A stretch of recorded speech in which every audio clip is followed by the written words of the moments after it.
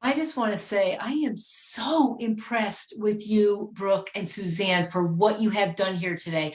I am so inspired by the last like 8 people that have been on sharing is really truly amazing. And I've been sober a long time, and I'm just feeling like I feel this little buzz going, like, wow, that Pop and Cynthia and all of them, and Alexandria and Jessica, Michelle, they were all just so good. So thanks. I'm delighted to be here. We honestly, something, if you're if you're in recovery, honestly, this is really, I'm a 12-step girl. This is higher power. I don't know how much Yeah, we've had, not much yeah. sleep. Two moms that have kids, and I love what Brooke has. What do you say? I mean, during the beginning segment, we had Annabelle coming in, and just like life on life terms, right?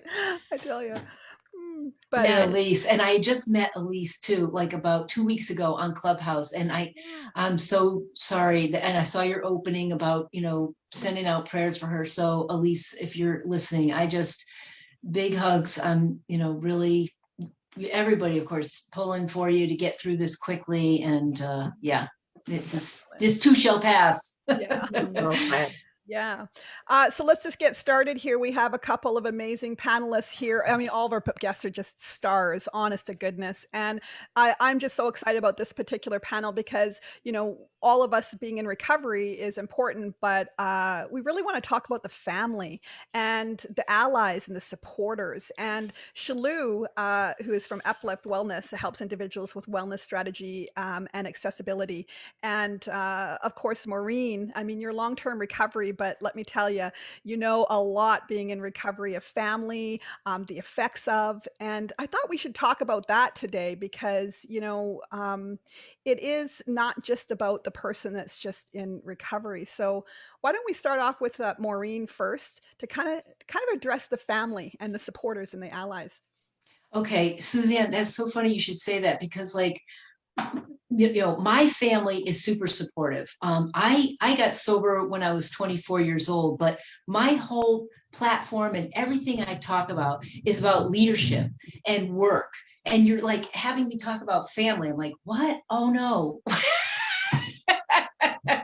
I'm laughing because I'm like, okay, so my family is truly amazing. They're not a bunch of alcoholics. I was actually raised in a very loving, supportive family. When I was 12 or even 11 years old, we had a fire in our house at night. In the middle of the night, I was actually babysitting next door, and my father came over. He had third-degree burns on his hands and his feet trying to pull this burning couch out of the house, and he needed to use the phone to make sure that my sister, who was babysitting across town, because hadn't gotten home yet. And I'll tell you, it was devastating. My parents had 6 kids in 8.5 years. I'm number 3. And that's called like Irish Catholic, right? So, so we grew up in a really tight knit family. But what do when we're teenagers? We break away. We have to break. That's like our job, right? We have to break away. And so I didn't know who I was without my pack. Like I had to figure that out. And of course, when I was growing up, everything was just sex, drugs, and rock and roll. So I got into that. But I truly believe that the reason I got sober so young and the reason that I never tried to kill myself, because I had moved 2,000 miles away from home because I figured the reason I was so fucked up was because of Connecticut and whatever. My father was an alcoholic, but I'll tell you, he was a mild mannered, loving, gentle man. He just wasn't there emotionally. He was just escaping, right? So, anyways, I moved away, and then I got sober in Austin, Texas, when I was 24 years old. And the reason I never tried to kill myself, I'm sure, was because my parents loved me so much. And even when I was totally out there in high school, barely graduated, skipping every freaking day, they'd say, well, we're going to call your parents. Thank God we didn't have cell phones back then. It's all I could say. So then they would have been able to find me. But I said, don't call my parents. Like, this has nothing to do with them. Like, I was that kind of adamant.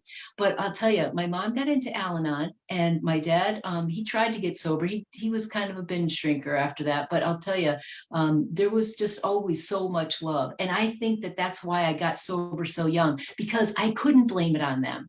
I had to take responsibility for it early on. And I did. And I got sober when I was 24. I created an amazing career. I've been married for 33 years. I have, a lovely daughter. She gave me 4 grandchildren. They're all like 6, 5, 3, and 1.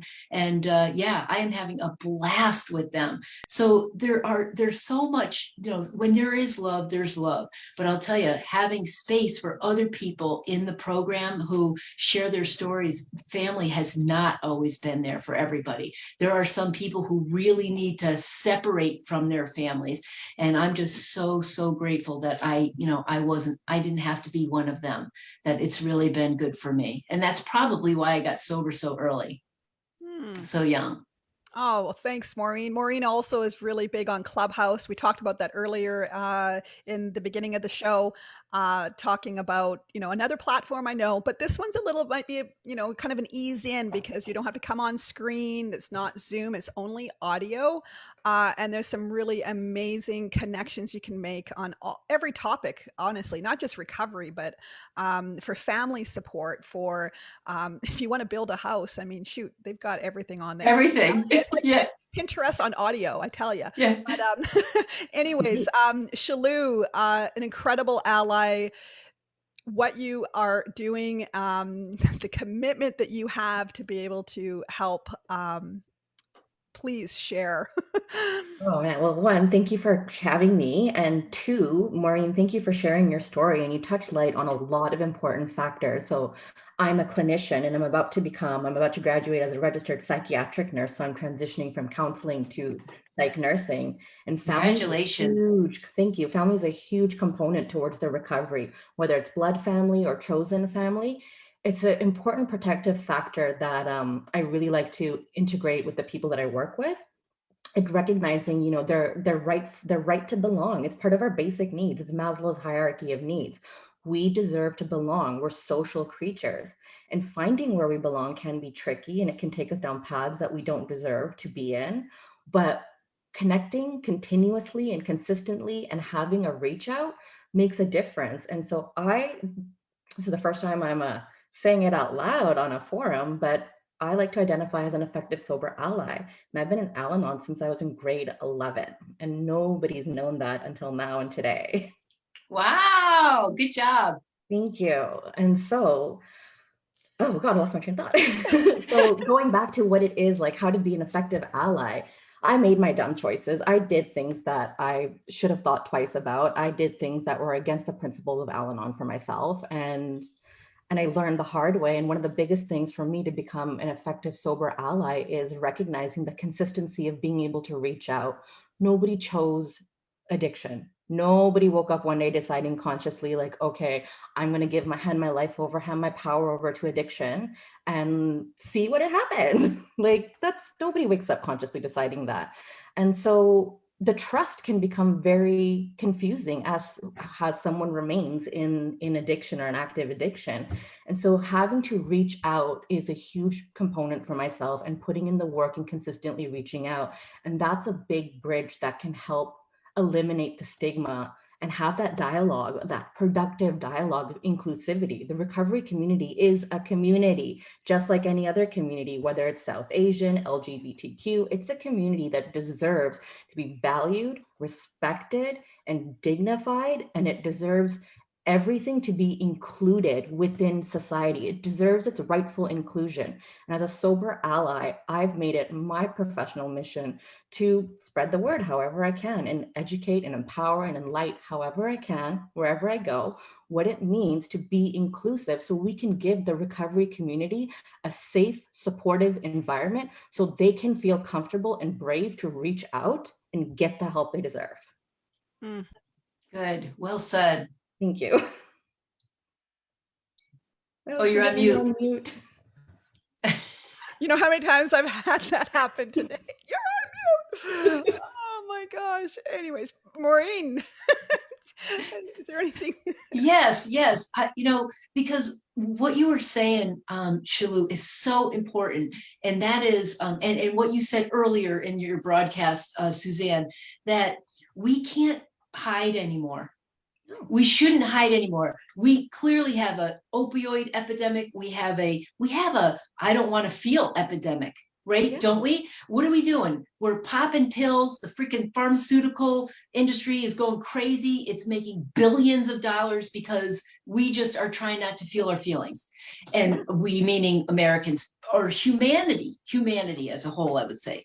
And I think that when you get into recovery, like I know there's a lot of people here that are young, and I got sober young too. And I was in that place, right, where it was so exciting, and here's how you do it, and here's what we do for fun and everything. Well, like I'm a grandmother now, but I still ride my motorcycle and I still go out and I have a lot of fun. But I also believe that you can have an awesome career if you get sober. Whenever you get sober, once you're solid in your sobriety, you're not just trying to do it day to day. The skills you learn in recovery have everything to do with leadership. And we don't see ourselves as leaders. And there's a lot of people out there who are leaders in recovery, in their communities, in their jobs, maybe they're supervisors or managers, and they hide because of Alcoholics Anonymous. And I grew up in Alcoholics Anonymous. I have 36 years. And so for a long time, I was afraid to speak out. I don't want people to know. That's like a tradition, but now we need to show people that we can be leaders, that we're reliable, that we're dependable, we have honesty and integrity. We know how to build trust. We're great listeners. We're empathetic listeners. We're credible. Right? We're competent. We think clearly. We come in without hangovers. We're on time. We have humility. We take initiative. Those are just some of the things that jump to mind. Not to mention, we know how to love, right? We have big hearts, and we really embrace people. And we also have really good bullshit detectors. We can tell when somebody's BSing us, and we set good boundaries. So all of those qualities make really excellent leaders. And I've been training in leadership for about 7 years now. And I'll tell you, there are a lot of people out there, they don't freaking get it. They don't get it. And yet, they come to class and they're like trying to learn. Oh, how do we do that? Well, you got to like care. You got to get to know people. You got to be a people person. You got to value diversity. And, we do all of that when we get into recovery, because we work on these things and we listen to each other and we help each other and we support each other and encourage each other. And all of those things just translate so well. So I just really wanted to get that message out for anybody who's listening. If you haven't considered it, step into leadership. My clubhouse club is called Recovery at Work, and I also have it on my website, and I have a podcast. I wrote down a lot of names here about people who are on your place that have podcasts. Suzanne, I'm interviewing you actually tomorrow. I think you're on my calendar for tomorrow. You're going to be on my podcast. Monday. It's called, I'm sleeping tomorrow. Oh yeah. No, Monday. It's only Saturday. Yeah, that's true. Yeah. I need a day off. Emerge, Evolve, Lead for people in recovery. And I've had also people who are not addicts or an alcoholic. Like I've had other people like you, Shalu, too, who talked about being raised in a family of parents who were addicts. And recovery is recovery. No matter what you're recovering from, you still get the same skills and the same big open heart that all of us do when we finally get it and we realize we can live life on life's terms. And it's so much better. Like I love that guy, the Sober is Dope Pop. He really had it rolling off his tongue about all of the fun things that you can do in sobriety. And so it's true. It is absolutely true. And I'm delighted to share that. Yeah, and I just wanted to echo on Maureen's comment about that leadership. So I'm at one of my clinical placements right now for my nursing program, and I'm at a treatment center right now for addictions.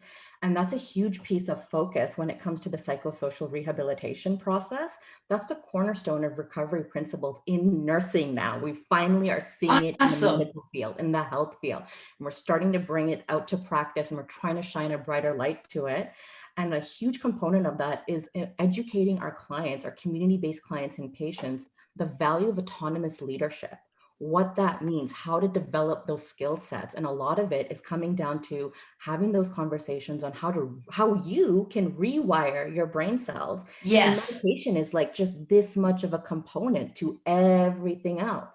And having that realization that other variables that may influence and impact their road to recovery are just little pieces, but at the end of the day, they are the heart of their recovery. Whoever's in recovery, you are the heart of it, and you can make what you want out of it. You always had it in you. It's just you're finally climbing out of the fog, and I'm here to hold my hand out and reach out and be like, if you ever need to talk, you need resources, I'm here. No judgment, no nothing. How can I revive the leadership that you lost? Yeah, because there's this whole thing about we have our personality now. Yeah. And we're not just self-centered anymore, right? Yeah. So as you're really trying to give to other people, and that just feels just so warm, honestly, when you really get people. So yeah, I love that, and building those relationships.